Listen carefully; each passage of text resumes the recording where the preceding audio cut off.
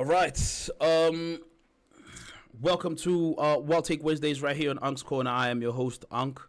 If you don't know what Well Take Wednesdays is, Well Take Wednesdays is the conversation portion of UNC'S Corner where we talk and review albums and just talk about everything hip hop. To everybody that's watching on TikTok, welcome. If you're watching on YouTube, don't forget to like the video, subscribe to the channel, and yeah, bro, hit the notification button. I was told you bros can know what video is coming. So cool. We're gonna start with Priddy Ugly's Dust. I did listen to Priddy Ugly's Dust. As I said earlier on, it was a great opportunity for me to listen to Priddy Ugly's Dust, as I hadn't listened to Dust when it came out last year. I had listened to Soil, I had listened to Mud, love Mud, love Heaven's Gate of Mud. I think great conceptual projects, both of them, and obviously we were made aware that Dust is the tail end, or the end of the three project concept, which is Soil, Mud, and Dust. Like I said, I didn't listen to Dust last year, based on its rhetoric, based on its theme. I couldn't listen to it last year, but this episode actually gave me a great opportunity to listen to it. But I didn't listen to just Dust, the thingy, the original. I listened to Dust, the deluxe. So we're gonna unpack Dust, the deluxe, this evening, on this video. And yeah, without wasting too much time, let's get into it. So Dust has like a lot of songs. I can't even remember how many songs Dust is. I think Dust has like more than 14 songs, something along those lines, right? It is a long, especially the deluxe. It is a long project. But if you are like within the theme of the album, if you are, like engaged with the theme of the album or engaged with the music, you will go on a story. We're gonna start with the opening track, Fallen. I wrote here, strong open to the album, thematically strong to the album, overarching theme of live, life, and die. So Falling, great song. I remember listening to Falling and I was like, okay, cool. This is one thing about Priddy Ugly, like I said, is that he does like I said about other rappers, he's one of those rappers that I would add onto this. He does very great dichotomous rap, very great juxtaposition rap, right? And he does this very well on Falling. But overall, the whole album, the album follows the theme of live, life, die, right? Which soil, we all come from the soil, and we are set into our ways by the waters of life. So we become mud, and then as time goes on, that mud hardens, it sits, it creates, whether it be contours on the ground or it creates mountains or whatever change it gives the ground, and then from there it just erodes through dust, you understand, and that's where we are. So when you listen to Falling, right, he talks, when I listened to Falling, it gave me, I mean, it's a bit dark, but then the album is dark, right? It gave me the thing of just falling into a grave, right? It gave me this thing of falling into a grave, but also falling in life, but also like falling into this place of darkness, you understand, given the fact that the rhetoric of the album, when the album came out, there was also a lot of people that were leaving us, you understand. He mentions a lot of AKA Costa Titch, Ricky Rick, Double HP, Flaba, Pro Kid, DJ City Lights. He mentions these people that we've lost in the game, and by opening this album this way, you understand, he kind of gives you the idea of where we're going, you understand. So thematically is a strong opening for the album. Thematically, it kind of gives you an idea of what the album is about. You're not walking into the album not knowing. Of course, he has spent 2 projects explaining to you what the album is going to be about, right? But yeah, I think Falling is a great song. And then we go into Nchaka, right? Obviously, when the album came out before the deluxe, Nchaka was one of the singles, featuring Madlera Dope Boy, right? And when it came out, I didn't like Nchaka personally, because you must understand, I had come from rather Soil and Dust, and I think Soil and Mud, and I think off of Mud, the single was Gusheshe, you understand, not Gusheshe, I forgot now the name, I forgot, Potsotso or something along those lines, I forgot actually, right? Let me actually check, right? So I don't disrespect Priddy Ugly like this, but there was a single that had the Pozozo, thank you very much. Yes. Pozozo was the single, right? So in my mind, I was like, okay, cool. This makes a lot of sense for the time. You understand the Beamer, this, that, and the third, whatever the case may be. And then you had songs like Win with Zuchi Cook Dope, right? And then when you listen to Neighborhood with him and Madera, right? That's when you listen to Neighborhood, you don't expect an Nchaka to come out. So when I listen to Nchaka, I'm just like, at the time when it came out, I was just like, because from Mud, right, you heard something different. You're like, oh, okay, cool, right? I like what Madera and Pretty Ugly are doing on this front. You understand? And I'll even take it to Soil, right? On Soil, I think that a song Rap Relay. On Rap Relay, you can hear like it's a different type of pocket. So when you listen to Rap Relay off of Soil and you listen to Thingy, you listen to Neighborhood off of Mud, right? The positioning of Madera Doughboy and Pretty Ugly is one of, oh, these niggas is gonna rap, these niggas is gonna say some like great introspective stuff with depth. You understand? And then when you listen to what the single of Mud is with Pozoto, right? You're like, oh, okay, cool. I see what he's doing, right? I mean, Pretty Ugly is a guy that has written multiple hits over the years, and you know that he can dabble into different states. You understand, or different pockets in as far as writing a hit, right? So when Chaka came out, I'm not mad at Pretty Ugly in Chaka, right? But Pretty Ugly with Madera, I was just like, it felt like they trying to do the thingy, the Tato Soul and Madera song. You understand? Hey, my ba, it felt that way. You understand? When it first came out, all right? So I was just like, now listening to it again in retrospect, I'm just like, you know what? This is actually a good song. I wrote here, elite rapping skill, right? Dichotomous rap is the bedrock of Pretty Ugly style, like I said earlier on. You understand? And on that song, he does that great. And on the album, he does that great. You understand? He does this thing of being the ghetto reporter, right? I like that. I like that. And we hear that a lot in the album, right? He doesn't say, oh, I was in the streets doing this. He's saying, oh, I was the bystander. Oh, I know people that do this. Or, right, I was walking in the street and I saw this. Or, you understand? He's never a guy that said, oh, I was a part of this, right? He's a guy that say, oh, I essentially assumed a position somewhere in the cut while this was happening, and I'm giving you my perspective on this. You understand? And yeah, like I love the thingy, the reporting aspect of it without claiming the streets. He doesn't act like he claims the streets. You understand? He understands his real life positioning, right? Which is a respectable one. Like my man's has been doing his music thing for years. His brand has been clean. You understand? He never claimed to be anything that he's not, right? Never meddled in some weird public perception. So even him saying, hey, this is what I know because I saw this, right? Or I know people who do this. He reminds me of Tumi also. Tumi likes talking about his cousins in the pen. You understand? His cousins be doing this, his cousins be doing that. Pretty Ugly does the exact same thing on Inchaka, right? So I'm like, oh, I like this. He is the neighborhood reporter.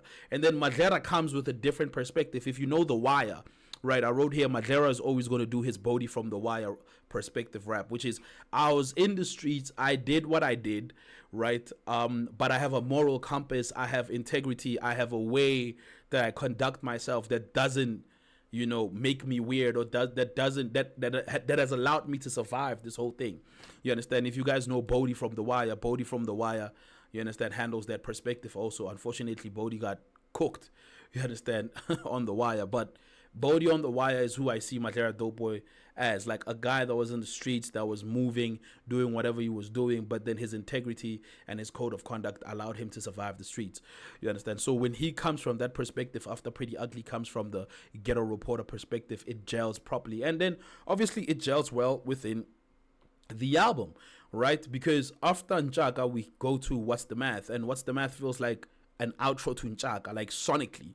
You understand? Sonically, it feels like this was part of the same beat. They just chopped the beat, and then they'll say, okay, we'll have two songs of this. You understand? One will be the main song, and then the other will be the outro, and then the outro will be What's the Math.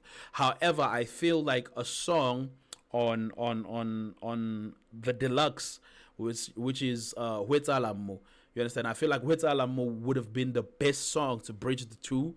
You understand? So according to me, it should have went Nchaka, What's the Math, and then Wetsalam, because they all fit. It would have created a phenomenal 3-track run. You understand? But nevertheless, right, here's the original track list, and the original track list was built this way. You understand? So we go from Nchaka to What's the Math, and like I said, What's the Math also same thing, feels like an outro, right? I feel like it's a filler, but in a good way. You understand? Because he's doing crazy rapping. Again, if you want to listen to a Pretty Ugly album, you must understand that this man is going to rap, and he's going to rap on good beats, and he's going to give you a great perspective. You understand? So yeah, like What's the Math, great. Get a reporter perspective also, with such a dark tonality, and the theme only makes sense, right? Again, the way that he just reports on things, the way that he just speaks on perspectives. Pretty Ugly has a very huge, or he writes from a very deep perspective of the mother's pain, which is something very phenomenal to see a man do. You understand? But also gives you an understanding, because that's what we would, when you're in the hood and then you see what things, the things that are happening around you, right? You always ask yourself, what is my old lady thinking? You understand what I'm saying? So yeah, we go from Chaka to What's the Math, and then from there we go to So Disrespectful.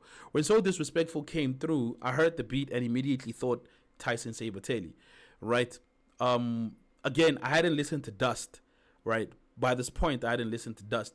So when I go, oh, Tyson Sabatelli, and then when I go look at the track list, I realized that Tyson is on the track list.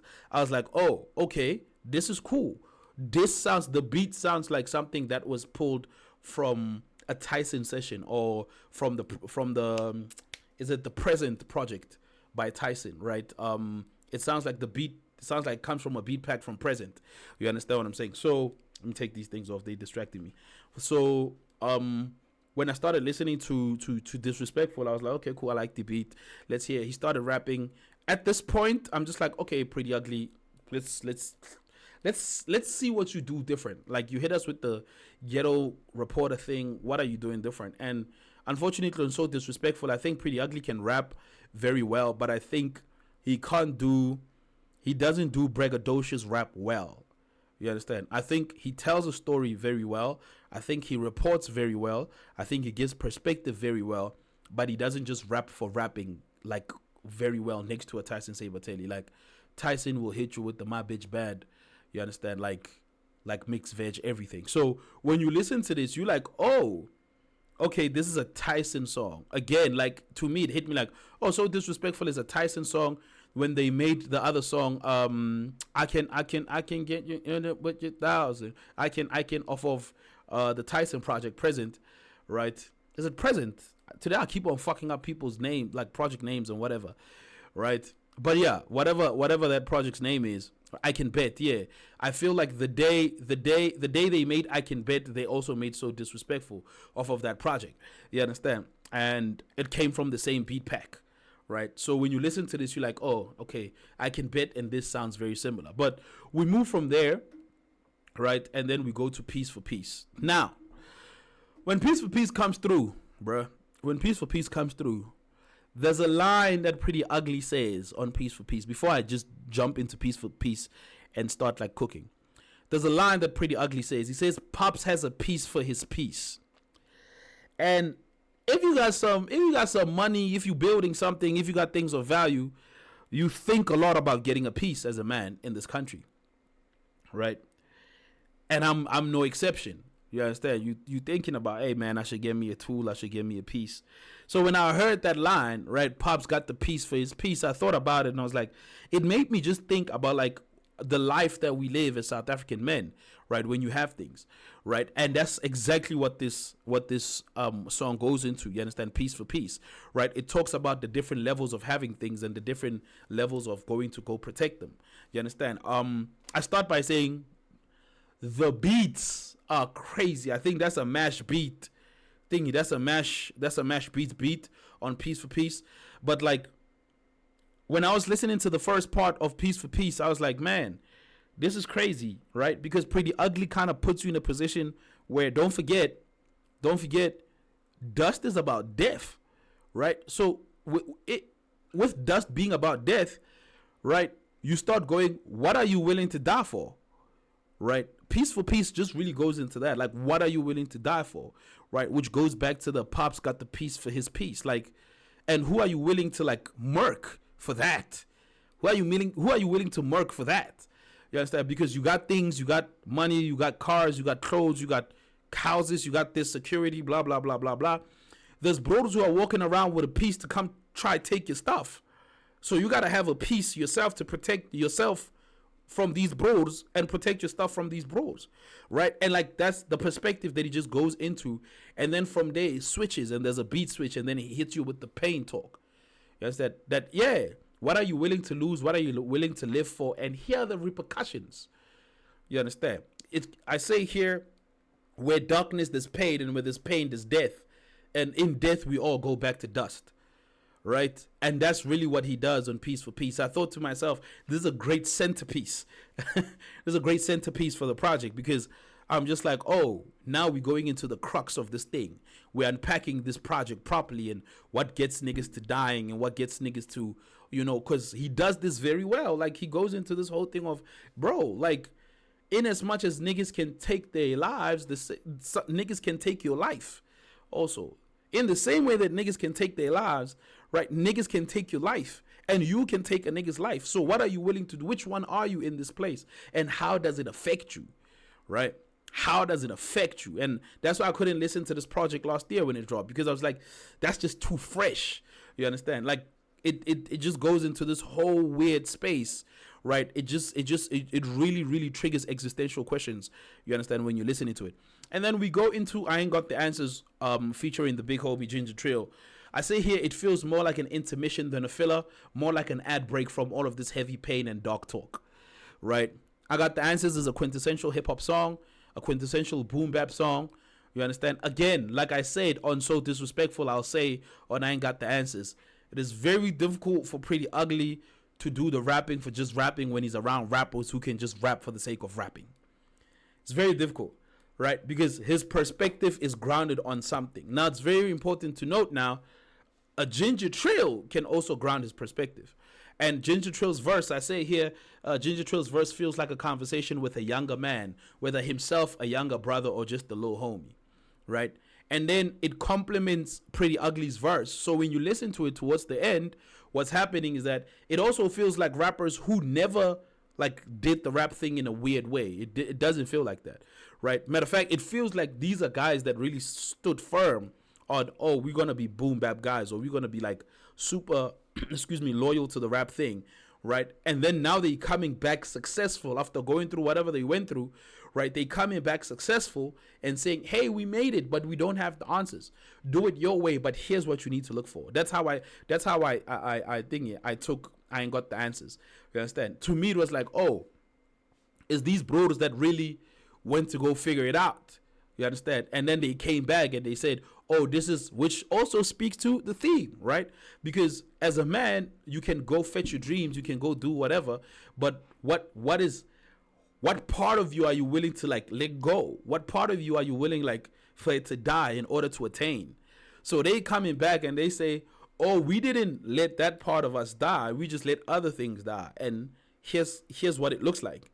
Because we didn't let like the real part of ourselves or the integral part of ourselves die, right? We just let the other parts die.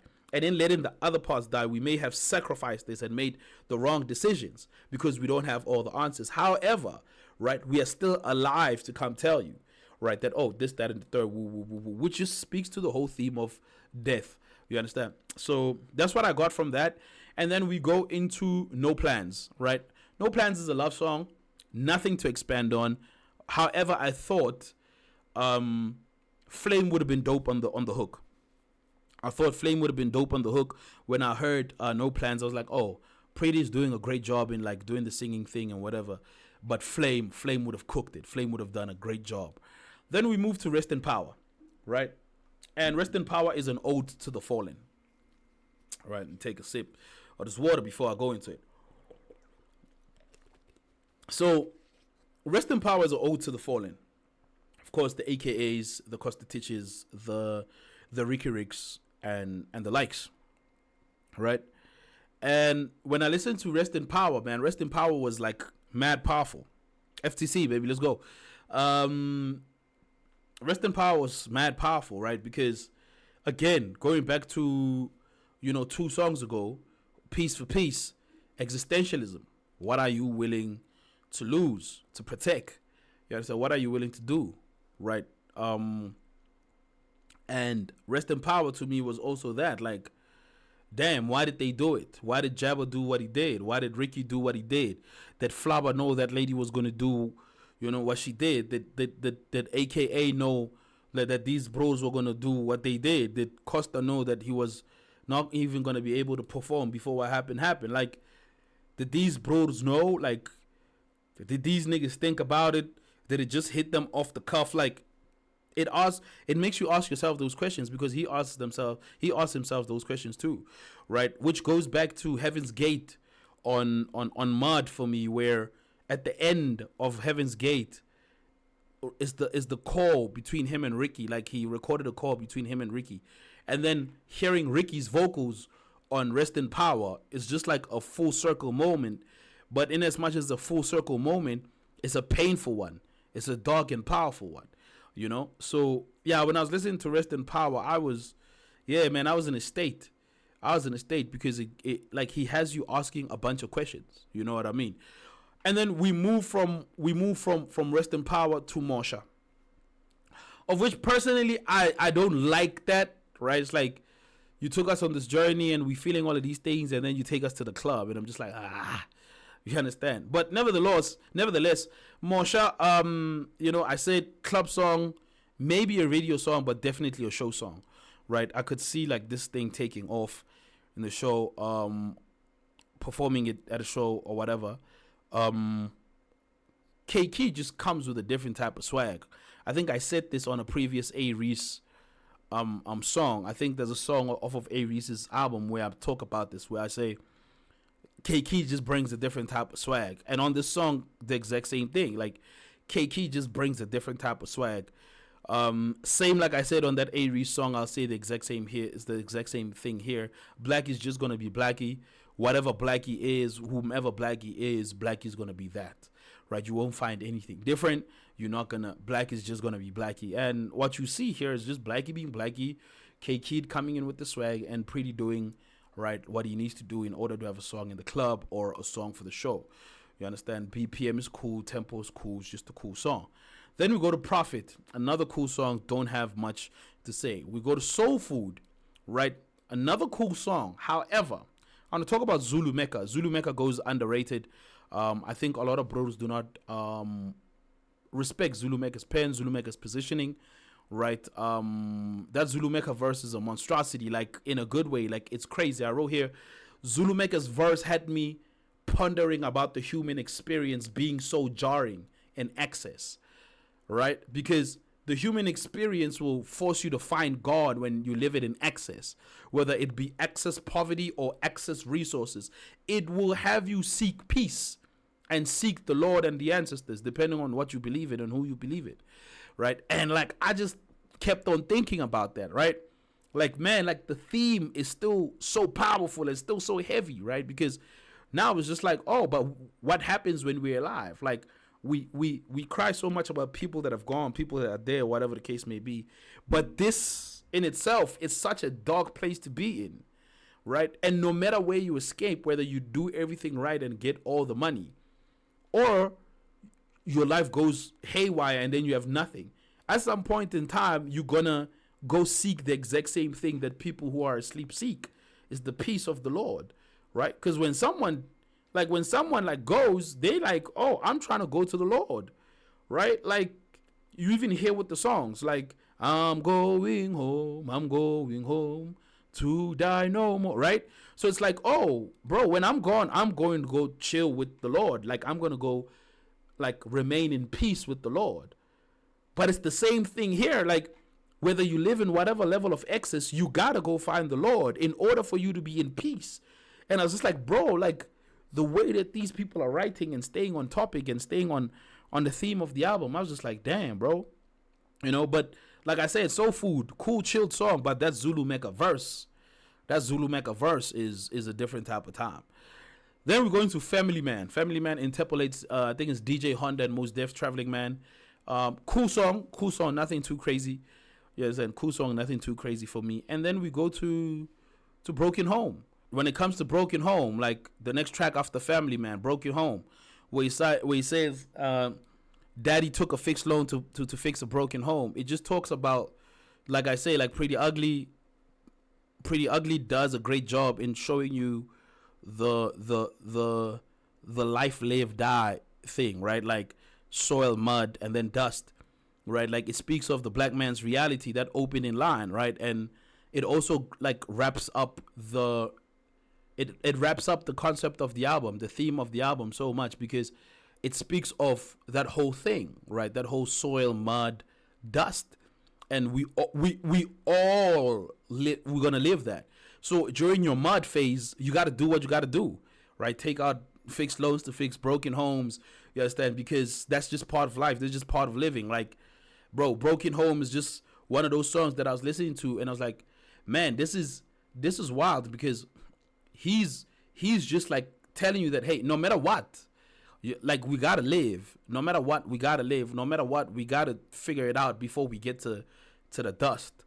You understand? Before we get to the dust, whatever happens, we gotta go on it. Like we gotta unpack it. We gotta do this. We gotta do that. And for me, the opening line just opens up that whole concept for me, right? And then we just go on, and then right, he just unpacks a bunch of shit on that song, right? I thought it was a great song. I thought it's a great way to wrap it up. Of course, you know, their child, you know, praying there, the familial thing that you hear, and as far as the voice notes, it's just like, hey, at the end of the day, dog, it gets better. You understand? At the end of the day, it gets better. And in as much as we are all going to dust, right, we've done enough being mud here, and we should look at what we've built as mud, and look at it with pride, and be like, hey, we did this, bro. You understand? Before it all turns into dust, right? Just the final look back, like, hey, we actually figured it out, right? And then, of course, last song is Go On, the closure. I think it's a great way to close. If we're going into the additional tracks, right, in the deluxe, like I said, or rather, I haven't said this, I don't like the deluxe part of the album, right? What I did mention earlier on, though, is the Wetsalamo. Wetsalamo definitely should have been like between What's the Math and Njaka, like I said earlier on, right? So I think that's one of the songs that are a perfect fit. You understand? It would have made a thingy, an extremely great, you know, 3-track run. Of course, he must be fabulous fire. Casper can be a monster when he wants to. His verse on there is crazy. You understand? I'm just like, damn, bro. Like, why doesn't he rap like this on a reg? But again, at the same time, I'm like, oh, he's a hit maker, bro. He doesn't need to rap like this. It's niggas like Priddy that rap like this. It's niggas like Tyson. It's niggas like Ginger. Not to say those guys don't make hits, but like Casper's verse on Huetalamo is phenomenal. Like, it's phenomenal. It just kind of shows you who Casper is. You understand? It doesn't even kind of show you. It shows you. Yeah, bro. Like Casper raps. He doesn't even try to rap. Like, he really, really, really raps. You understand? So, like I said, Huetalamo, I think, should have been part of the original. But yeah, I didn't care for the other editions, especially like how we step with Boogie. I think that was a waste of a song, personally. They should have just left it on the cutting room floor. I think Kind Regard sounds also like a song that's on the cutting room floor, like a reject that was just added there. Don't like Super at all. You understand? And YOY sounds like Rest in Power, like they're the same song. You understand? So for me, the deluxe version of this, I'm just like, Wetsalang. Ha. Take that song Wetsalang and then just put it there, and then you done. I'll say this though. My notes for the album. The album sounded like a man that's ready to go. You understand? The man, yeah, like it's too long. It's too long. You understand? But like, yeah, like the album sounded like a man that's ready to go, right? It felt like the character Pretty Ugly is being put to rest, and Ricardo Molloy is continuing with his life. You understand? I remember there was a time where we didn't think South Africa would have like a straight hip hop album.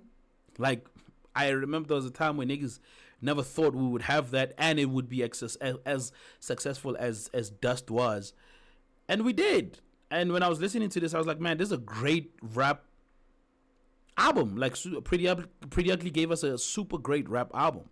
You understand? I think again, the idea I wrote here, the idea concludes, or the album concludes, the idea that we come from soil and we are formed into mud by the waters of life before time turns on us and we become dust, and to dust we go. That's what I wrote here, and I think that's a phenomenal way to look at it, right? Like, the album really tell, like, the three albums, rather, the three projects, like, really put us in that space that we come from soil, we are formed into mud by the waters of life before time turns us into dust, and to dust we go. I think that's a great way to wrap up the album. I think that's a great way to wrap up a career, right? I think that's a great way to wrap up a story. Like, God forbid if Priddy had to be laid to rest at any point in time from now, he did it. You understand? He did it. I think this is a great eulogy. I think this is a phenomenal. Like, when I look at this and I listen to this, I'm like, yeah, he did it. Like, yeah, he did say it's his final album. Yeah, like, he did. Like, he did it. Like he's fine. He can go now, fade into obscurity, and raise his children. That's why I said it feels like Pretty Ugly. The character's been laid to rest, and Ricardo Molloy now is about to take on, his life as a man. You understand? So I think it's a phenomenal project. I think I'm proud of Pretty Ugly. I'm glad Pretty Ugly ended it this way. And to me, like I said, like, going back to, we ain't got all the answers, so I ain't got all the answers. It feels like bro is just going, hey, bro, I did it. It took me a while to do it. It took a bunch of turns and all that, but I did it. You understand? And because I did it, I'm here to tell you how I did it, and what to look out for. So big shout out to Pretty Ugly, bro. Like, big shout out for the album. Go listen to Dust Deluxe right now. I think it's a phenomenal album. I think it's a shout out to Stay Low, right? Shout out to Vaughn, right, for helping put together all of these projects. I think that 3-project run is phenomenal. Still a big fan of Mud, more specifically Heaven's Gates off of Mud, but I think Dust is a phenomenal project.